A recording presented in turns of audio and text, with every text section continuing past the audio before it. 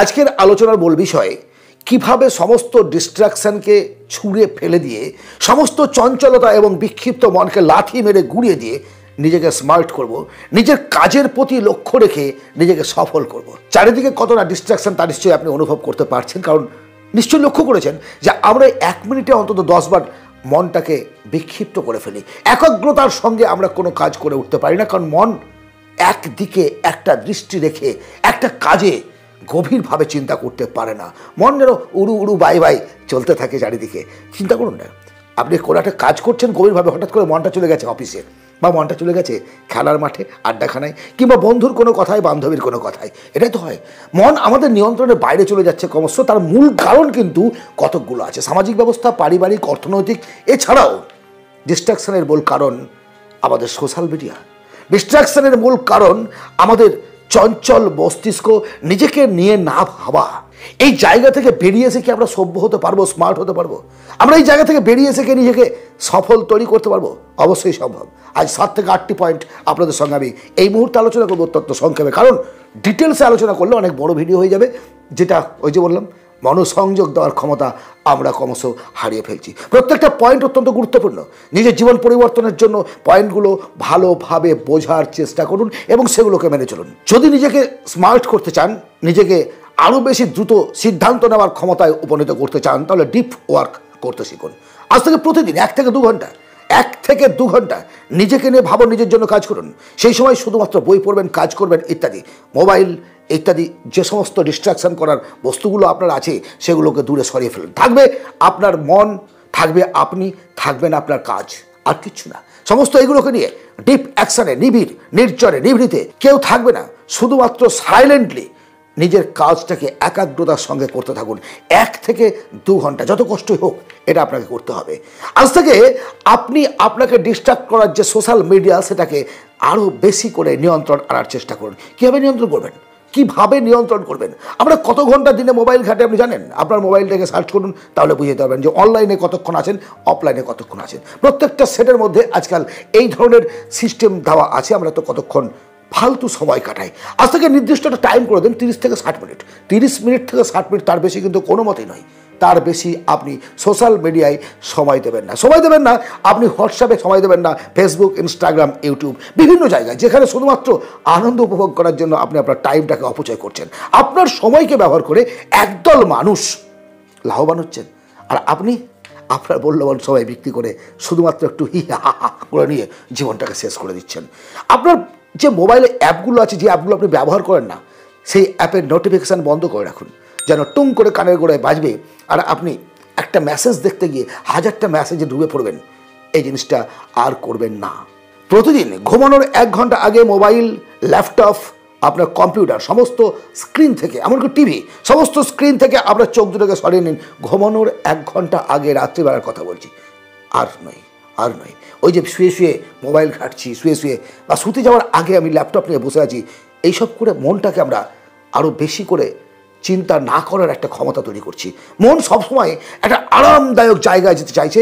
ক্রিয়েটিভনেস আমরা হারিয়ে ফেলছি, ক্রিয়েটিভিটি আমাদের হারিয়ে যাচ্ছি। সো ফ্রেন্ডস, আজ থেকে ঘুমানোর 1 ঘন্টা আগে আপনি আপনার চোখকে রেস্ট দিন।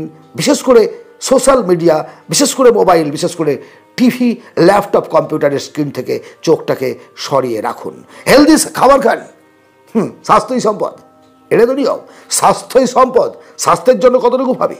সকালে ঘুম থেকে উঠতে পারছি না, বেলা করে ঘুম থেকে উঠে শরীরটাকে ম্যাচ করতে করতে অফিসে যাচ্ছি, কাজ করছি, অথবা কোথাও আড্ডা মারতে যাচ্ছি। যদি কাজ না থাকে আমি বেকার হই। সেটা না করে আজ থেকে হেলদি ডায়েট নিন, স্বাস্থ্যকর খাবার, স্বাস্থ্যকর পরিবেশে বাস করুন এবং নিজেকে একটা মেডিটেশনের মধ্যে রেখে মনটাকে আরও বেশি একাগ্র করার চেষ্টা করুন। মেডিটেশন হচ্ছে মেন পাওয়ার, মানসিক শক্তি বাড়ানোর, মনটাকে স্থির করার। সুতরাং মেডিটেশনটাকে আপনাকে ধরে রাখতে হবে, শরীরচর্চা ধরে রাখতে হবে, ডায়েটিং ঠিক রাখতে হবে। আজ থেকে আপনি আপনার কাজের জায়গাটাকে ঠিক করুন, কাজের পরিবেশটাকে ঠিক করুন। কেমন? আপনার টেবিলের বিভিন্ন জায়গায় বইগুলো অগোছলভাবে পড়ে আছে, কোথাও পেন, কোথাও পেন্সিল, কোথাও ইত্যাদি, সমস্ত কিছু উল্টোপাল্টা হয়ে আছে, এটা করবেন না। একটা গোছালো সিস্টেম, নিরিবিলি, নির্জন, পরিষ্কার পরিচ্ছন্ন এবং শান্ত পরিবেশের যে ক্রিয়েটিভ চিন্তাভাবনা মস্তিষ্কে আসে, সেটা কিন্তু বিক্ষিপ্তভাবে নয়।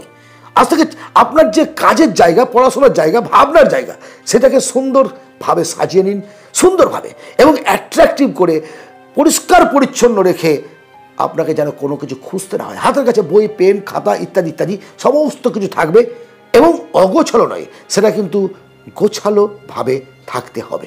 আমরা এক একটা পণ্ডিতের বাচ্চা। কেন বললাম কথাটা? প্রত্যেকটা মানুষ না আমরা এতই, দেখবেন কানে হেডফোন নিয়ে গাড়ি চালাচ্ছি, কানে হেডফোন লাগিয়ে দিয়ে আমরা পড়াশোনা করছি, কাজ করছি, মানে মাল্টিটাস্কিং। আমি একসঙ্গেই একটা হিসেব করছি, তার সঙ্গে সঙ্গে আবার একটা গান শুনছি। মাল্টিটাস্কিং বন্ধ করুন যদি জীবনে আপনার ফোকাস ঠিক রেখে সফলতার পথে এগিয়ে যেতে চান, যদি নিজেকে উন্নত করতে চান, ভালো মানুষ তৈরি করতে চান, যদি স্মার্ট হতে চান, মাল্টিটাস্কিং করবেন না। এক সময় একটি কাজ এবং সুন্দরভাবে সেটাকে সেট করুন। সেকেন্ডলি আপনি অন্য একটা কাজে হাত দিন এবং সেই কাজটাকে পরিপূর্ণ করুন। একসঙ্গে 10 রকম কাজ করার, 10 রকম চিন্তা করার কোনো রকম মানে হয় না, কারণ কোনোটাকেই আপনি প্রোডাক্টিভলি সুন্দরভাবে শেষ করতে পারবেন না। প্রতিটা কাজে, প্রতিটা ক্ষেত্রে, প্রতিটা সময়ে নিজেকে কেন কিভাবে প্রশ্ন করুন। কোনো কিছু, কোনো একটা শিখছেন, কোনো একটা স্কিল তৈরি করছেন, আপনার মধ্যে সেটা প্রশ্ন আসলো, এই প্রশ্নটা কেন, এই জিনিসটা কেন হচ্ছে, এটা ভাবুন এবং কিভাবে হচ্ছে, কেন কিভাবে, সম্ভব অসম্ভব সমস্ত কিছু একটা প্রশ্নের মধ্য দিয়ে গিয়ে কিউরিয়াসিটি, মোট কথা কিউরিয়াসিটি, জানার আকাঙ্ক্ষা, জিজ্ঞাসা। এই জিজ্ঞাসা যদি আপনার মধ্যে না থাকে না, আপনি জীবনে কখনো বড় হতে পারবেন না। আপনি যে জায়গায় আছেন শুধু মুখস্থ বিদ্যা করে সেই জায়গা থেকে বড় হতে পারবেন না। যদি বড় হতে চান, জিজ্ঞাসু মনোভাব থাকতে হবে, আর তার জন্য আপনাকে বাড়াতে হবে আপনার নলেজ, আপনার জ্ঞান বৃদ্ধি করতে হবে। জ্ঞান বৃদ্ধি কীভাবে করবেন?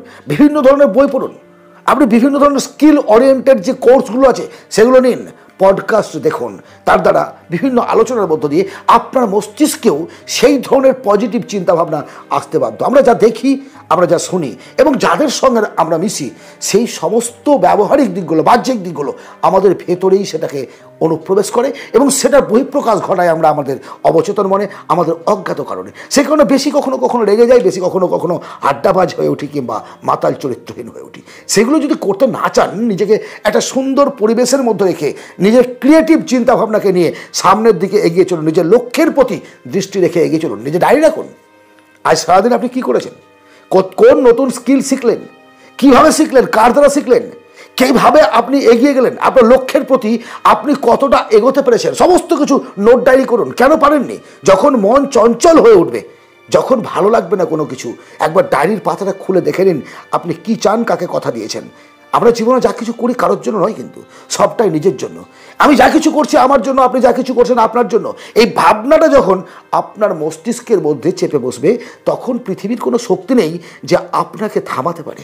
আপনার স্মার্ট হওয়ার জন্য জ্ঞান কতটা আছে, আইকিউ কতটা আছে, সেটা নির্ভর করে না, নির্ভর করে আপনি আপনাকে কিভাবে নিয়ন্ত্রণ করতে পারেন এবং পরিচালনা করতে পারেন। আপনি গড়গড় করে সারাদিন ইংরেজিতে কথা বলছেন, হাতে দামি ফোন আছে, মানে আপনি স্মার্ট নন। আপনি স্মার্ট তখনই যখন আপনার জ্ঞান, বুদ্ধি, বিবেক এবং আপনার সময়কে সঠিকভাবে ব্যবহার করে সামনের দিকে এগিয়ে যেতে পারছেন।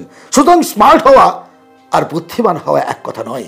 স্মার্ট হওয়া আর নিজের লক্ষ্যের দিকে এগিয়ে যাওয়া এক কথা নয়। আর্টিফিশিয়াল নয়, কৃত্রিম নয়, নিজের প্রতি নিজের ভালোবাসা রেখে নিজেকে কৈফিয়ত দিয়ে আগামী 3 মাস এই যে কথাগুলো বললাম মেনে চলুন। আফটার 3 মান্থ আপনি আমাকে কমেন্ট করবেন যে আপনার জীবনের কোনো পরিবর্তন ঘটেছে কিনা। অবশ্যই ঘটবে, আমি বলছি ঘটবে। আপনি চেষ্টা করুন 3 মাস এই কথাগুলো একাগ্রতার সঙ্গে, একখানা শুনলাম বার করে দিলাম নয়, আপনি মেনে চলুন, মেনে চলে এই যে জীবনের উন্নতি ঘটান। আপনার জীবনের উন্নতি কেউ করে দেবে না বস, কেউ না, কেউ না। আপনার জীবনের উন্নতি আপনাকেই করতে হবে। আজকের এই আলোচনা যদি আপনার ভালো লাগে, এই ধরনের আলোচনা যদি আরও চান, সাবস্ক্রাইব করে রাখুন, লাইক করুন। আপনাদের জন্য আরও বেশি পরিশ্রম করে আরও নতুন ধরনের ভিডিও নিয়ে আসার প্রচেষ্টায় থাকব। শুধুমাত্র কমেন্ট করে জানাবেন কী ধরনের ভিডিও চান। ভালো থাকবেন, পরবর্তী ভিডিওতে আবার দেখা হবে। ধন্যবাদ, নমস্কার।